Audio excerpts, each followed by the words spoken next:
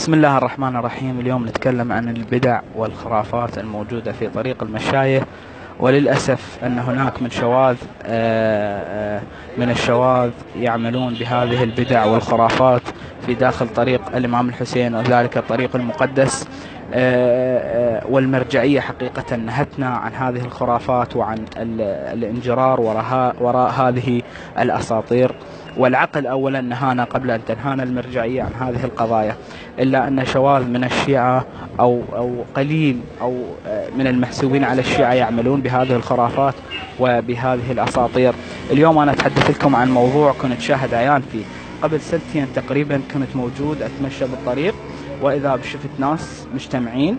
يابا رحت شفت شنو الناس، شنو هاي الاجتماع، وإذا أنه يقولون يابا أكو معجانة هذه قاعد كانوا يعجنون بها الخدمة في الموكب، وإذا طلع بها اسم الإمام الحسين، أو تلقى هذا الخادم يجيب ماي ويحط بها والزوار ياخذون، يجيب ماي ويحط بها والزوار ياخذون. قلنا عادي يعني تصير هاي القضايا، المهم يعني الناس على قدر عقولهم، فقلنا عادي. الغريب بالأمر والمفاجئ أنه بالسنة الجاية الله وفقنا للزيارة ورحنا للزيارة، وإذا نرى صرح كبير. هذا شنو؟ وإذا به مزار المعجانة. اليوم راح أراويكم مزار المعجانة اللي طلع به اسم الإمام الحسين. بس أنا خايف أنه من أصور خاف يعني مشكلة، يخاف انقتل.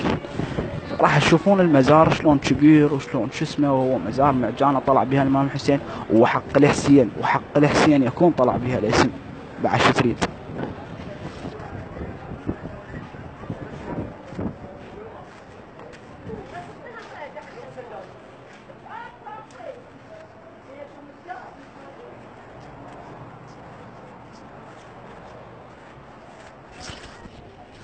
أنا خاف انقتل، لا يقتلون الجماعة. هذا هو مزار المعجانة، همزين فرغ يا أخوان، خاف يقتلوني، بس يجوني يقتلوني يا أخي. وهاي هي المعجانة، شوفوا المعجانة، هاي المعجانة يا أخي. هي هسه المعجانة هاي عن الإمام الحسين، ما لقى اسمه إلا ينحط من المعجانة. ولك هو الإمام الحسين مكتوب اسمه على بطنان العرش، في يمين العرش الحسين مصباح الهدى وسفينة النجاة. أنت جايبه تحطه على معجانة، بس هي مشكلة. هاي وشنو أرباح يحصل من عتها، هذا أرباح يحصل من عتها. إلا أنه في نهاية هذا الفيديو أقول أنهم هم شواذ الشيعة، لا يمثلون الشيعة. نتمنى من الأخوة أن ينتبهوا إلى مثل هكذا قضايا، من أجل انسيابية عمل المشاية وعمل ذلك الطريق المقدس، من أجل الخروج بنتائج طيبة ومعرفة ثورة الإمام الحسين معرفة حقيقية، والابتعاد عن هذه الخرافات.